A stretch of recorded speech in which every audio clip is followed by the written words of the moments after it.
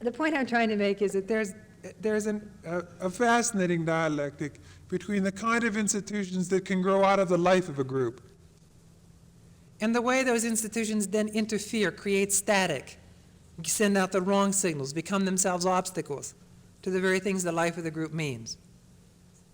And that dialectic is fascinating.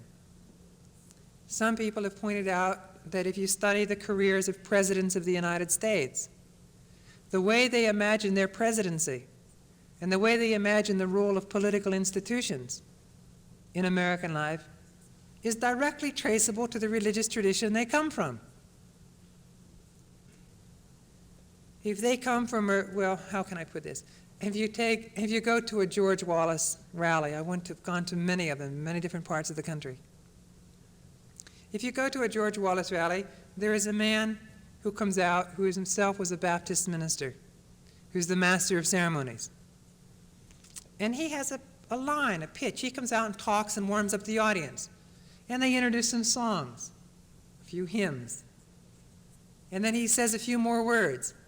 And he's got the passion of a tent meeting in his voice. The same metaphors, the same language, the same heat, the same rhythm in the sentences. And then he calls on another minister, usually also a Baptist minister. Every once in a while they throw in a Seventh-day Adventist, but they get daring. But in any case, he comes in and he gives the invocation. Now the striking thing is, if you don't pay attention to the content, the rhythm is the same. The heat is the same. The metaphors are the same. The language is the same. He's praying. This other fellow's just warming up the audience. And then George Wallace comes in. Now he's talking politics. The rhythm of the sentence is the same. If you listen to the cadence, they have the same length. They follow in the same periods. The metaphors are the same. The world is divided between good and evil. And evil's going to win. The best we can do on the side of good is send them a message. Shake them to their eye teeth. We won't win, we know that. Deep pessimism in George Wallace. Doesn't even show up when he says he's going to campaign. He'll come into a state 3 or 4 days late. He's so scared, he's so nervous about it all. He doesn't think he can win, and the staff props him up and pushes him in. And then he's amazed how well he loved he is and how well he does. And he gets invigorated all over again, and then he's late again the next time. And when those shots finally hit him in Maryland, it was almost as if he'd been waiting for those. He knew it was going to end badly. This deep sense of the religion of the poor, for he is from a very poor family, that we're always the underdog. And the people who run the country club and the big boys and the powers, they always win. And in a sneaky way, they deserve to. Who am I, he'll say, with my hayseed, and he'll go like this. Deliberately, I mean, he literally will do that to an audience. If it's an audience of a higher social class than he was, he'll put on his poor social mannerisms just to show you he's not getting uppity. And it's very touching, really. But the point is, he recreates in his attitude towards politics, his attitude towards the United States, and the very religious metaphors of his upbringing. And if you go to a rally with any other American political figure, the same thing is true. It's like going to a different liturgy. It's like going to a different church. Together with McGovern at the Garden, the big event for George McGovern at Madison Square Garden, with the various, Peter, Paul, and Mary and other singers. You had to know you were in a different church there. It was very sentimental, and we again sang hymns. And we again heard ministerial preachments. But it was a very different religion than the one George Wallace was talking about. And you go with Hubert Humphrey, and that's a very different religion again. Hubert comes out of the world of the optimistic man of religion, who knows the world is getting better, who knows the people are good. I know America, President Nixon used to say when he was being most sincere. And the heart of America is good, he would say, in his most sincere way. And the Congress stood and cheered for a full minute at the State of the Union. I know America, and the heart of America is good, he said. What if it isn't, What if it's just like every other human heart? But anyway, there is a part of the American religion. I mean, there is a part of religion in America, one of the civil religions in America, which really believes, and I think Gerald Ford belongs to it, Dwight Eisenhower belonged to it, Harry Truman belonged to it, where you do say, and Hubert Humphrey does, you do say, I know America. I know the American people.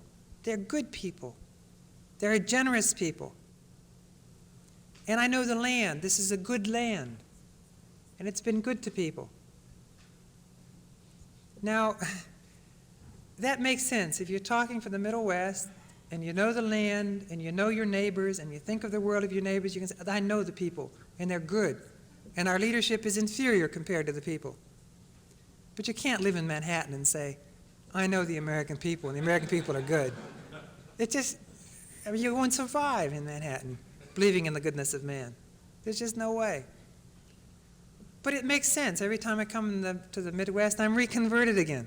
I want so much to believe that people are good. And this is a good land.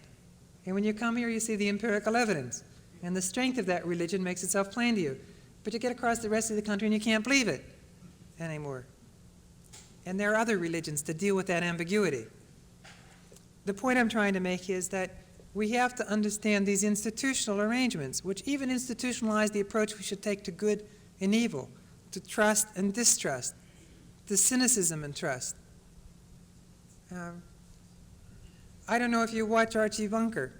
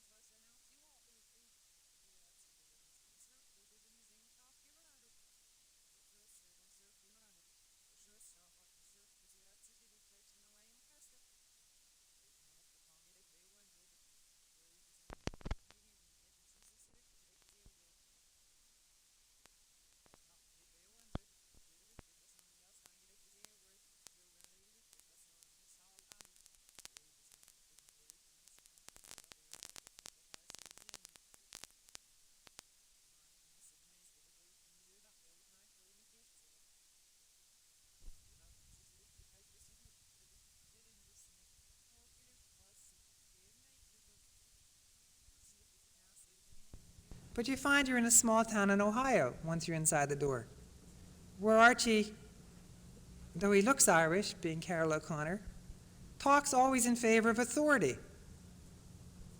like he was, brought up in a German family, I guess. But anyway, in a family where family authority is important, and an attitude towards the country, which is unheard of in Queens, but which is common in other parts of the country. Well, that's the point I'm trying to make, is this institutional, social side of a religious habit of mind which gets acted out in politics and in the institutions of the land. You've got to understand those relationships, because it's in the middle of those relationships even that a family functions, and a son and daughter, let alone a whole population, let alone a whole political order, and what political figures can actually do. And finally, I said that religious studies are free, and they're also dangerous. I mean by that although for most people in the human race, for most of its history, it was perfectly clear where they would be 10 years from any given time in their life. I mean, were we born 200 years ago, 300 years ago, in almost any part of the world, or 1,000 years before that, we would have a pretty clear idea where we would be 10 years from today, usually right where we were. We would have a pretty clear idea of what our religion would be 10 years from today, usually right what it was. We'd have a pretty good idea of what occupation we would be in 10 years from today, usually the one our parents had, or the very small range that was open to us. Almost all the parameters of our future, religious, political, social, occupational, would be fixed. The question would be, as it were, what kind of music would we play on the instruments assigned to us? Today, by contrast, where we will be 10 years from now, what part of the world we might be living in, let alone what part of the United States, in what occupation we will be, is not clear. People change occupations. What political organizations will we belong to? Could be very different, just as many of us have experienced changes already in our lifetime. What religious group? People have changed religion rather dramatically and often in our time and in the 20th century. Have grown up, been born Baptist. Their family moved to the suburbs, they became Methodist. Went to the university, became an atheist. Entered the army, went to Japan, became a Buddhist. Came back, took a job with the State Department, became Episcopalian. It's rather common for people to change rather profoundly and deeply, and sincerely, by the way, their sense of themselves. And indeed, some people celebrate this openness. It's almost a hummingbird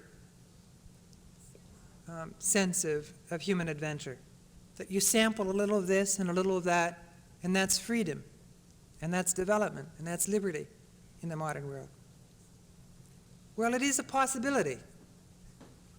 That's what I mean by talking about the free and the dangerous. It is free. What we do with what we study is up to ourselves. What our students do with it is up to them. And there's no way we can determine that, even if we tried. And dangerous because it is quite possible either to become rigidified on the one hand, or to become the hummingbird on the other hand, or to take up the pretense of being objective on the third hand, and so on the fourth hand and the fifth hand, and not knowing which is which, or which is better, or how to combine them. And finally, having no way to determine in some absolute or, quote, objective way outside the game by some referee, which of all these many possibilities is the exact one, or the proper one, or the accurate one. Dangerous, therefore, because we can give our whole lives to a meaning which at a later point in our lives we discover to be empty. We can build our whole lives around a perception, around the way of life, objectivity, science, free experiment, openness, sincerity, just drifting, playing it by ear. Whatever the alternative, we can build a whole life around one of those or more than one of those, and come to think later that it was all a colossal mistake. It was all wasted energy, whichever.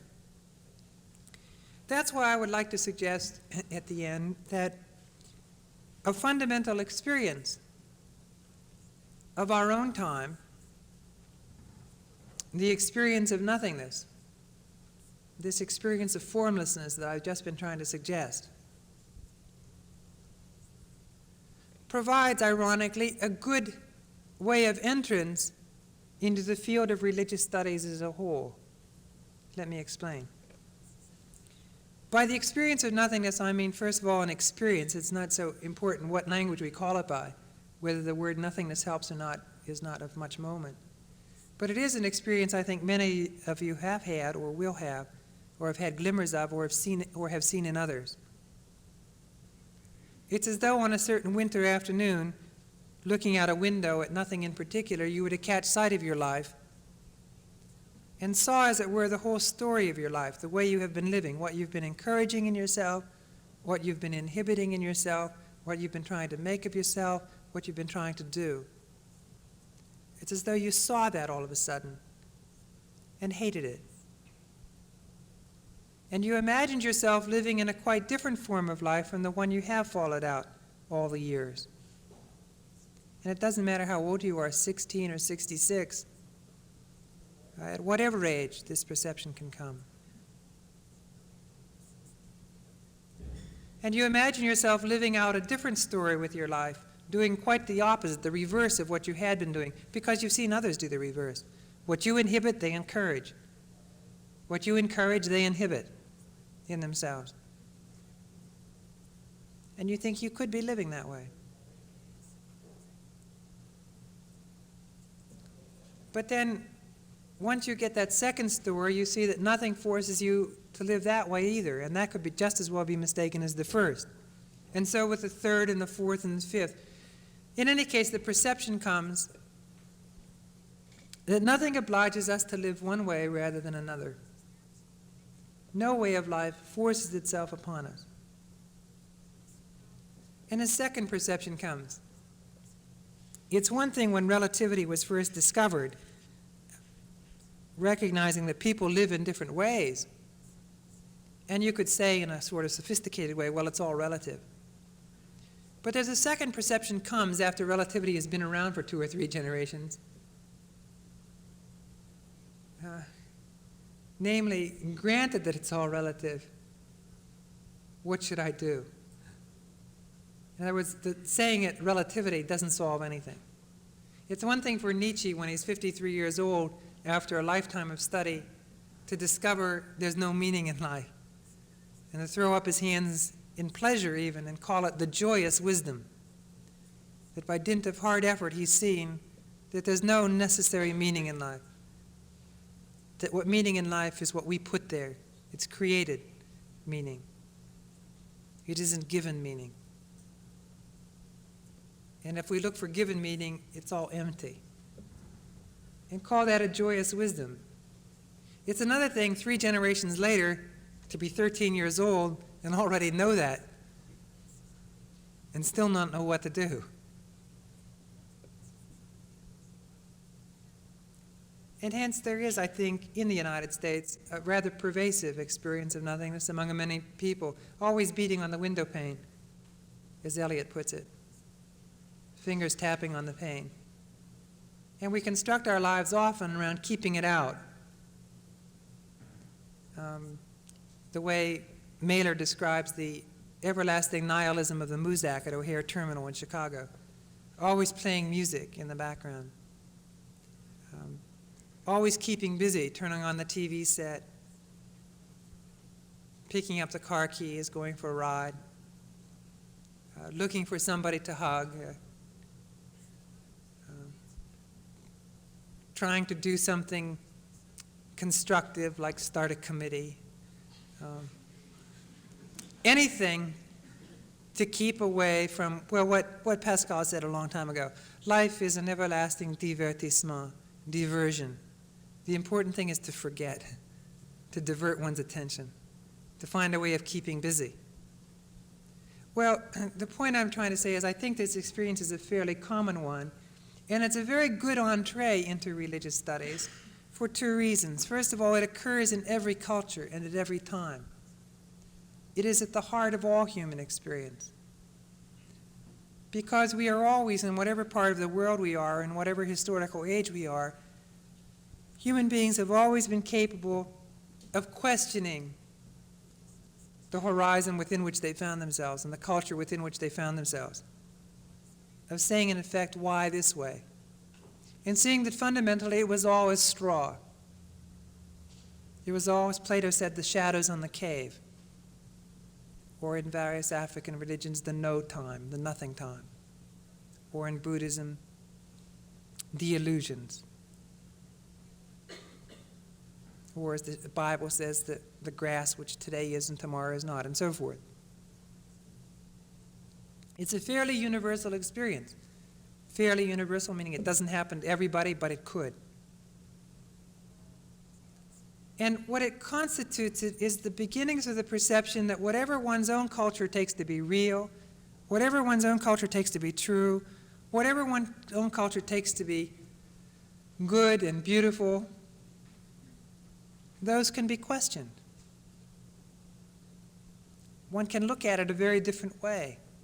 And so one has a certain freedom from one's own culture. And people in every culture have that same freedom. Thus, the experience of nothingness is one of those places in human life, one of those human experiences which actually occurs. Call it by some other name. The name is not so important. Under analogous forms, not always the same. I wouldn't say that it occurs always the same in every culture. But an experience that one must compare from culture to culture occurs. And that experience, in setting up a set of comparisons for us, is one of the ways by which we move to take a rounded view of all the human beings on this planet on which we live. And that very same experience helps us to question our own culture, and as it were, to gain some leverage of self-criticism about our own culture. Let me use, by way of example, the Peace Corps experience. Most of the people from the Peace Corps who went out to other countries from the United States discovered in these other countries, underwent what in these other countries came to be called culture shock. What they had learned home in Iowa or wherever they came from, New York, California, was advanced civilization, was beautiful, was good, was true, was important, was significant. They now found people who thought it was trivial, or ugly, or silly, or stupid, or inferior. And people they had been thinking of were underdeveloped, or inferior, or stupid. They discovered in such people resources of humor, of a sense of tragedy, of a capacity to suffer, of a zest for life, of a respect for beauty, of a capacity to understand stomach language, to understand what you were thinking before you even said it, because in some cultures this is a highly developed art. Anything important you don't put into words, that would be insulting somebody's intelligence. If it's important, you don't say it. You let them guess it. And you talk around it so that you set up exactly the exact meaning. There's only one possible meaning, and they'll get it. The Americans underwent culture shock because all the things they value, they found disvalued. Things they had disvalued, they suddenly learned to value. And when they came back to the United States, they underwent what came to be called the reentry problem, the reentry crisis. Trying to come back to take as important what Americans took as important, as beautiful what Americans took as beautiful, as significant what Americans took as significant. They had to reacquire the taste for that again, having lost it. Where the experience of nothingness is your own private version of culture shock and reentry crisis, in a way. And therefore it becomes, I would end by recommending, a most fruitful point for religious studies. I want to add only one point by way of conclusion.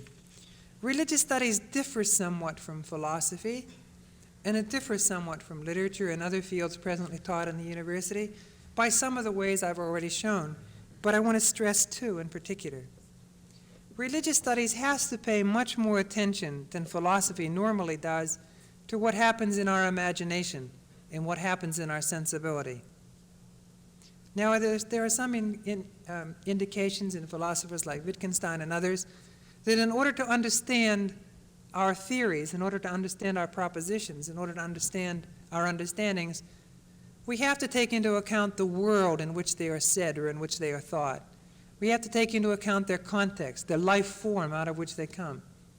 Exactly so. And that's what religious studies has to try to do. Religious studies has to try to make explicit the whole world of imagination, the whole world of feeling tone within which people think. There's been a bias in our culture about reason and the rational, as though you could only understand people's ethics or their behavior if you studied their principles. If you took the principles they believed in, like promise keeping, and study their principles, you understand their behavior. It's not true. If you know the principles people believe in, you know only the smallest fraction of their behavior. You've got to understand the whole world of image and symbol within which they imagine those principles to operate if you want to predict their behavior.